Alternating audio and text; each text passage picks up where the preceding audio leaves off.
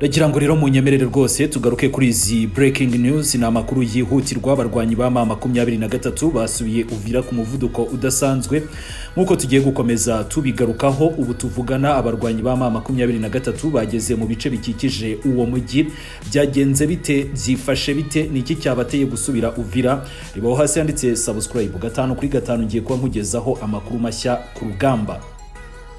Ni mu gihe umutekano ukomeje kuzamba mu burasirazuba bwa Repubulika Iharanira Demokarasi ya Kongo kuri uyu wa kabiri tariki 17 Werurwe, umutwe wa M23 washifashe burundu agace ka Kirungu gaherereye hafi cyane y'umujyi wa Uvira, umwe mu mijyi ikomeye muri Kivu y'Amajyepfo. Umujyi M23 yari yarafashe gusa ikaza kuvamo igahungira kure cyane, ariko amakuru twakomeje kugenda dukurikirana tunakugezaho nuko uyu munsi bazindutse bayigabaho igitero, ibyatumye n'ubundi intambara yongera kubura. M23 ifata ibice bitandukanye ariko nanone yerekeza muri uwo mujyi w'ingenzi. Uku gufata ibi bice bikikije umujyi wa Uvira bije bikurikira ibindi bice byari byafashwe kuva mu gitondo ubwo intambara yatangiraga, ndetse biragaragara neza ko nta kibayeho cyangwa se nta guhagarika uyu mutwe wa M23 kubaye, cyangwa se ngo uruhande rwa M23 rufata umwanzuro wo guhagarika imirwano, cyangwa se leta ya Repubulika Iharanira Demokarasi ya Kongo ihagarike gukomeza kubagabaho ibitero. Birashoboka cyane ko M23 ku munsi w'ejo cyangwa se muri iki cyumweru ishobora kongera kwisubiza umujyi wa Uvira. Amakuru aturuka ku kibuga cy'imirwano aragaragaza ko Kirungu yafashwe nyuma y'imirwano ikomeye yahuje AFC M23 n'ihuriro ry'ingabo za leta ya Repubulika Iharanira Demokarasi ya Kongo, ni ukuvuga FARDC, Wazalendo, ingabo z'u Burundi, FDLR ndetse n'abacancuro. Abo bose ngo bari bahuriye ku guhangana na M23 no kuyisubiza inyuma ngo bayisubize iyo yaturutse, ariko amakuru akagaragaza ko baje gukubitwa inshuro hanyuma banamburwa ibice bitandukanye. Kugeza ubu nubwo nta makuru arajya hanze, ariko kandi abaturage baratangaza ko hishwe abasirikare benshi. Amakuru atandukanye yemeza ko mu gusubiza ibyo bitero AFC M23 ngo yakoresheje imbaraga zikomeye, bituma ihuriro ry'izo ngabo ritakaza ibirindiro byinshi birimo Kirungu ndetse na Mitamba, ahantu h'ingenzi cyane, kandi hakaba n'imisozi ikikije umujyi wa Uvira. Mu gitondo cyo kuri uyu wa kabiri, umuvugizi wa AFC M23 Lawrence Kanyuka yari yatangaje ko ingabo zabo ko zagabweho ibitero bikomeye cyane mu gace ka Bunambo, ni ku muhanda wa RN5 uhuza Bukavu ndetse na Uvira, ni mu kibaya cya Ruzizi. Iyi nzira ni ingenzi cyane ku bijyanye n'ubuhahirane, ibikorwa bya gisirikare, bityo rero kwigenzura biha amahirwe ya M23 gukomeza kwerekeza mu mujyi wa Uvira, noneho n'imodoka zabo z'intambara cyangwa se n'ibindi bikoresho bikomeye. Ariko nanone ku ruhande rw'abaturage birumvikana ko iyo nzira ifunze, ubuhahirane bukaba bwahagaze. Ni mu masaha y'igicamunsi imirwano yari ikomeje mu bice bya Ruvungi, aho impande zombi zari zihanganye bikomeye.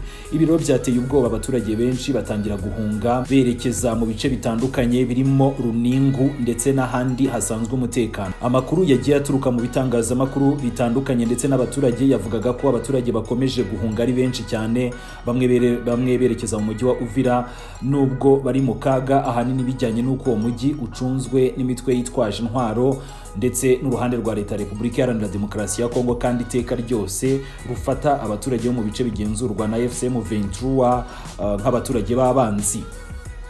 Bamwe mu baturage bagize bati ibintu biragoye cyane rwose, ubu ngubu turimo turahungira muri Uvira, kandi biragaragara ko uwo mujyi ushobora kongera kuberamo imirwano kubera ko niho irimo gusatira. Ibintu bimeze nabi, turasaba uruhande rwa leta ya Repubulika Iharanira Demokarasi ya Kongo na M23 guhagarika imirwano bakajya mu biganiro. Kirungu yo yamaze gufatwa na AFC M23, na agace kari hafi cyane y'umujyi wa Uvira ku buryo ngo ushobora kuba wakora urugendo rw'isaha imwe n'amaguru, ibintu bituma Uvira kuri ubu ngubu iri mu murongo noneho w'intambara, cyangwa se isaha iyo ari yo yose dushobora kumva ari kubera imirwano cyangwa se yongeye gufatwa na M23 nta n'imirwano ibayeho. Ifatwa rya Mitamba n'utundi duce turi ku misozi ireba Uvira birarushaho guha AFC M23 ububasha bwo kugenzura neza uko ibintu byifashe muri uwo mujyi. Ibi bikorwa bya gisirikare biragaragaza impinduka zikomeye mu isura y'intambara mu burasirazuba bwa Repubulika Iharanira Demokarasi ya Kongo, by'umwihariko muri Kivu y'Amajyepfo, aho AFC M23 ikomeje kugenda yigarurira ibice bitandukanye ku muvuduko udasanzwe yegera mu mujyi wa Uvira. Ni ku rundi ruhande ihuriro ry'ingabo za Repubulika Iharanira Demokarasi ya Kongo nabo bakomeje kugaragaza intege nke, bikajyana no gutakaza ibice bitandukanye mu mirwano itaramara n'amasaha 28.